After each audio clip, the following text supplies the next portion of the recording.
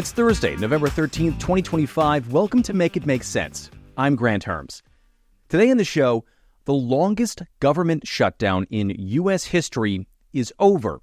But that means the worst of the fighting in Congress is just beginning. And I know it seems like that can't and shouldn't be true, but it is. And it will all have to do with the Epstein files. So I'm going to talk about today what we know about the shutdown deal, even though it's already been passed by the House and signed into law by the president, including some new reporting that senators gave themselves a payout to be able to sue the government for millions of dollars. I'll also talk about what the end of the shutdown means for you as the government reopens here as well. After that, now that the government is back open, it means the fight over releasing the Epstein files is back on, and it's back with a vengeance. So I'll break down what the White House is doing to try to stop the release after a series of damning emails were leaked, and what happens next, because the demand on Congress to release the files is only getting louder. But first, make sure you're following or subscribe to the show, whatever podcast app you listen to it on. Like, subscribe, hit the bell for notifications, and leave a comment below if you're a watcher on YouTube. Sign up for the Make It Make Sense Substack, where I've got a brand new article out this week all about why the president is fighting so hard to keep his tariffs in place and why it really has nothing to do with money. But that is just for paid subscribers. You can get access to the Substack for just $5 a month or $50 for the entire year. It is what keeps this show going, so I'd really appreciate it if you checked out the Substack and subscribe today. If you don't want to, I totally get it. It's the holidays. Things are tight for everyone. But please share the show on social media. It's Mims Newspod. That's MIMS Newspod, all one word on every platform. I am at Granthermes on Twitter and Bluesky, and at Granthermes TV on everything else.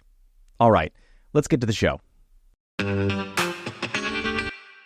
You know, with the holidays around the corner, we're all going to parties, whether it's with your family, maybe it's a Friendsgiving, or the office holiday party where you're never really sure what to bring. Well, cookies will always do the trick. And with Molly B's gourmet cookies, you can bring bold, artistic craft cookies to your next party or even just to your own pantry. Each cookie is made in small batches to ensure a melt-in-your-mouth texture, exceptional quality, and unforgettable flavors. The Straight Fire, the one I like, marshmallows, chocolate, cinnamon cereal, and just a little bit of cinnamon whiskey.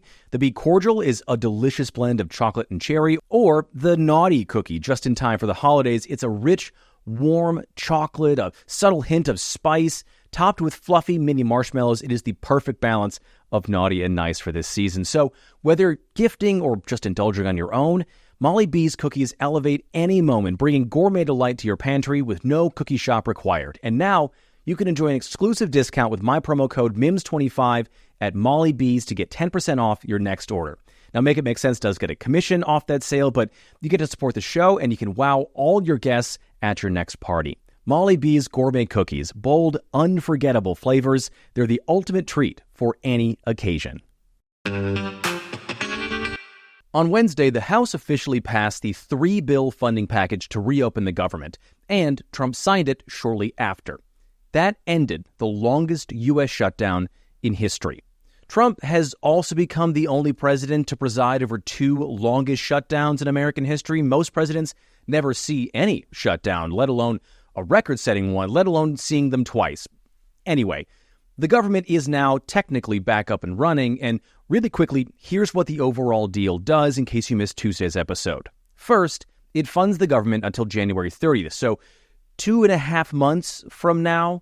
It undoes about 4,000 federal employee firings that happened after October 1st when the shutdown started, and it prevents any more firings from happening until that January 30th date. It makes sure that workers who were furloughed or working without pay get their back pay. This was put into the deal even though it was already a law that federal workers get back pay after a shutdown. That was passed by Congress and signed by Trump in 2019 after the then longest shutdown. But senators felt the need to put it in the deal this time because the White House had been talking about not paying back federal employees when they came back to work.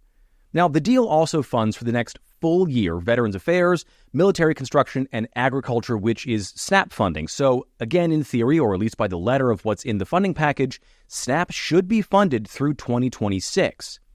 But slipped into that part of the deal was something really shady. Senate Majority Leader John Thune, a Republican from South Dakota, and New York Democrat Chuck Schumer, the minority leader, worked out a little clause that let at least 8 senators get a big payout, at the very least $500,000 with the potential for $1 million and the right to sue the Department of Justice for millions of more of our tax dollars. Why?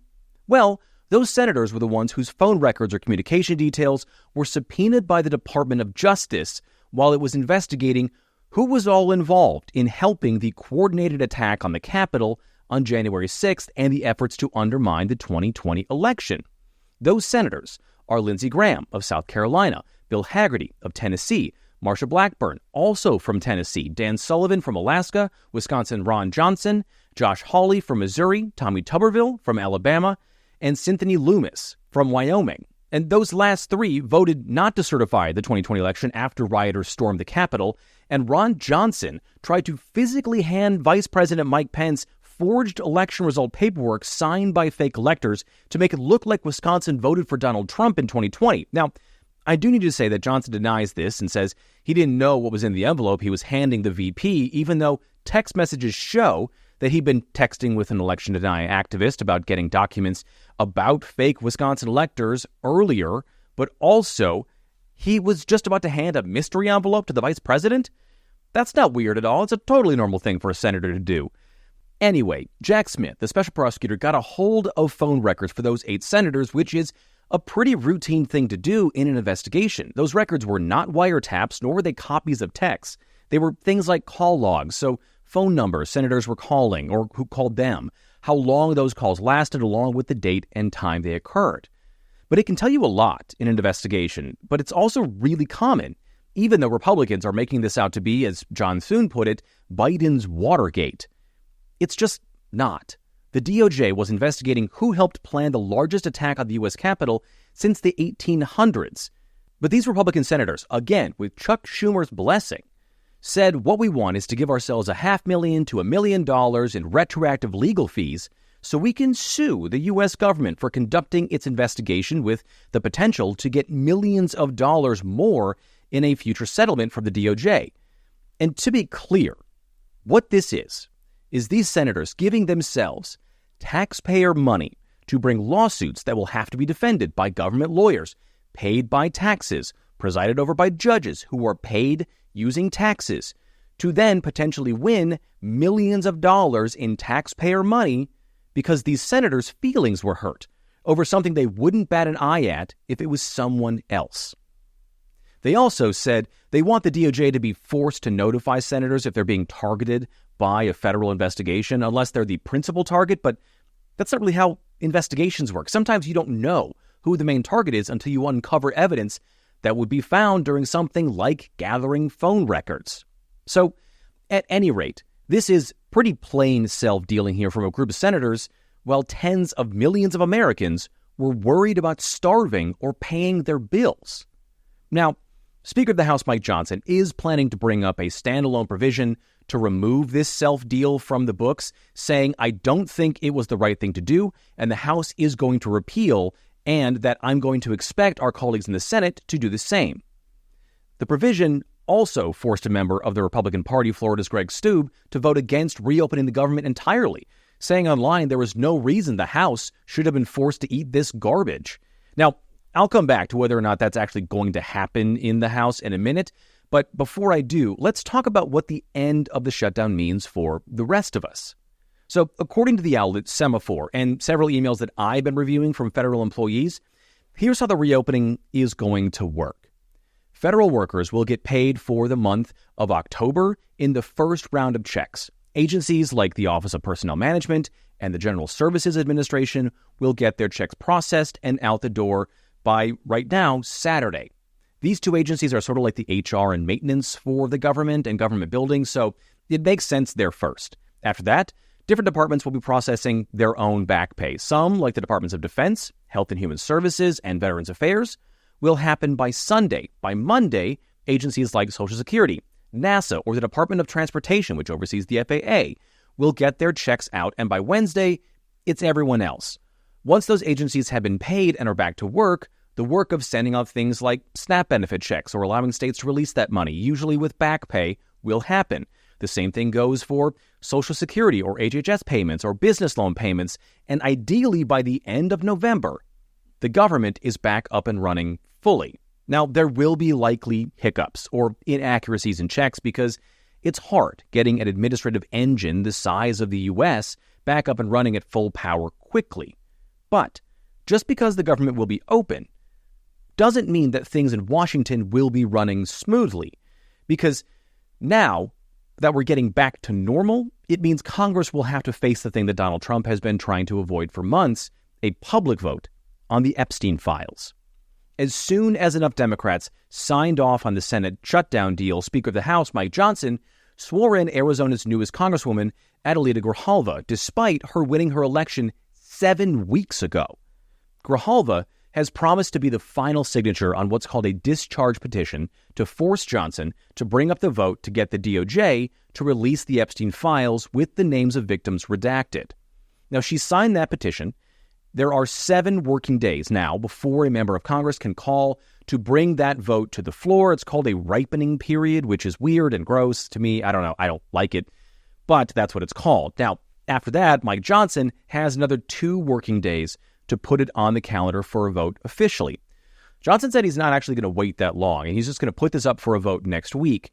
We'll see if that happens. Kind of like the other vote on whether or not these senators are going to get to keep their $500,000 payouts. All of this stuff is sort of subject to what Mike Johnson works out with the Senate and the president, because the White House freaked out about all of this and then kicked that freak out into high gear after Democrats on the House Oversight Committee released 3 emails from the Epstein estate yesterday showing that Trump knew that Ghislaine Maxwell was recruiting girls from Mar-a-Lago, according to Epstein, that Trump spent hours alone with one of those victims, who was then later identified as Virginia Giuffre, who went public about her abuse before sadly taking her own life earlier this year.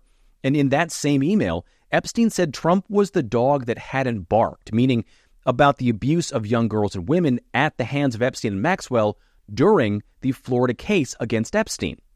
Now, in response, House Republicans on that same committee released 25,000 pages and images and documents and emails from the Epstein files that I am still combing through, but the one that caught my eye was this one that seems to say Trump spent Thanksgiving with Epstein in 2017. So during Trump's first term, while his DOJ was actively building a federal case against Jeffrey Epstein, and more than a decade after Trump said he officially cut ties with Epstein altogether. Now, I do want to step back for a second and talk about how we have access to these documents, because there are going to be a lot of people who will ask, hey, if Congress has these and has had these, why haven't we seen them yet? Well, these documents were from the Epstein estate. Some may be part of the files the DOJ has, some might not. So while the Department of Justice has been doing its own quote-unquote investigative work, the House Oversight Committee has as well. And they, seemingly unlike anyone before, went straight to the Epstein estate to get tens of thousands of documents, photos, records, whatever they could. So that's how these things are being released. And like I said, they're not necessarily the same documents the DOJ has and that the House is going to call for the release of. But even if they are exactly the same, the point of calling for the release is to learn what the DOJ has, when it got it, and then demand answers as to why they held on to these documents for so long. But after just 3 of those emails were released, Trump openly started panicking. He posted on Truth Social that the Epstein files were a hoax, which they're not. They're very real. He called it a Democratic trap that only a very bad or stupid Republican would fall into. Here's what the White House press secretary, Caroline Leavitt, said about the emails during a press briefing yesterday when she was asked. Democrats, separate from why you believe the emails were made public, can you address their substance? Did the president ever spend hours at Jeffrey Epstein's house with a victim? These emails prove absolutely nothing other than the fact that President Trump did nothing wrong. So, sure, she's not going to say that they're this bombshell, but this is one of those situations that it's a good reminder when it comes to this or any administration that it's not really about what they say, but what they do. Because before this press conference, Trump whisked his Attorney General, Pam Bondi, and several other top officials into the Situation Room to talk about which Republicans they could flip to vote against releasing these files. You know, the most secure room above ground at the White House that's used for the most sensitive national security matters. And Leavitt said actually using the White House's most famous black box room to pressure sitting members of Congress was actually showing transparency. Given your interest in transparency, Caroline, why are White House officials then meeting with Representative Boebert in an effort to try and get her to not sign this petition calling for the release of the files? Doesn't it show transparency that members of the Trump administration are willing to brief members of Congress whenever they please? Doesn't that... No, Caroline, it doesn't. No one in their right mind would think that. But the White House landed on two representatives they think they could flip. Lauren Boebert of Colorado, who you heard mentioned in that clip, and Nancy Mace from South Carolina. Now, I talked about this in a video online yesterday, but it cannot be lost that both of these women are survivors of domestic or sexual abuse. And a White House that is run by a man who was found liable of sexual assault twice, that has at least 3 cabinet members caught up in their own sexual assault allegations, and nominated an accused abuser to be Attorney General before withdrawing that, chose 2 abuse survivors to pressure into changing their votes. Now, whether that's something that's on the mind of Donald Trump or Pam Bondi or Caroline Leavitt isn't something that we can know. But what we do know is that Boebert and Mace could also be on a path to improve their political careers. Mace is currently running to be the governor of South Carolina. She's leaving her seat. And an endorsement and more funding from the Republican Party or an endorsement from Trump are enticing reasons to not make him angry. In Colorado, Boebert hasn't thrown her hat into the ring for either the race for governor there or the open Senate seat, but there's still time, and Trump's backing and money could be very helpful, and a promise to get his help would be a good reason to flip your vote to release the files. Now, reports are that Trump personally called Boebert about the Epstein files vote and then met with her in the Situation Room where she said, quote, other things were discussed before thanking the White House for the meeting on Twitter. Nancy Mace, however, was, I guess, playing phone tag with the White House all day yesterday, and it seems like she won't be playing ball with this. She posted in a long post online about her abuse survivor story and then ended by saying, I will never abandon other survivors, putting never in all caps. So maybe the White House has one person they can flip, and that would be enough to not let the vote to release the files happen. But even if it does, and then it passes the House, it still has to go to the Senate, where it would likely die. But if it doesn't, the bill to release the files then has to get signed off on by Trump, which he wouldn't do. So then his veto would have to be overridden by 2/3 of Congress, which is extremely unlikely and would put this entire process well into primary season for the midterms. So the question is, why even push for this discharge petition to release the files? Because Republicans promised their voters in 2024 that they would. And it forces members of the House and the Senate to be on the record either supporting the release of these files or not, and forces the president to veto it. And in this case, making the cover-up just as damaging as what's in the files themselves is the point of doing this. It forces lawmakers to lay their priorities bare to the rest of us, as more than 450 of them are going to be asking for our votes next year. It means releasing these files is important to get justice for the victims in holding their abusers accountable and holding our elected leaders accountable to us. But over the next week, it's likely even more pressure will be put on Republicans from the White House. But pressure is a two-way street. If you feel strongly about releasing these files, you should call your members of Congress and demand that they listen to you and to the survivors. And I know that right now it feels like there's not a lot we can do to change anything that's happening in Washington, but this is one of those things. It's one of those times where you actually can have an impact. And I'll be putting a link to how you can call the House switchboard or find your member of Congress and your senator in the show notes of this episode if this is something you feel strongly about. All right, that's it for today's episode. Please rate and review the show, whatever podcast app you listen to it on. Like, subscribe, hit the bell for notifications, and leave a comment below on YouTube. Sign up for the Make It Make Sense Substack. It is just $5 a month, or you can sign up for a full year for $50 a month. That really helps keep this show going. And as always, share the show on social media. It's MIMS News Pod. That's MIMS News Pod, all one word on every platform. I am at Granthermes on Twitter and Bluesky, and at Granthermes TV on everything else. Thank you so much for listening today. I'm Granthermes, and I'll talk to you tomorrow.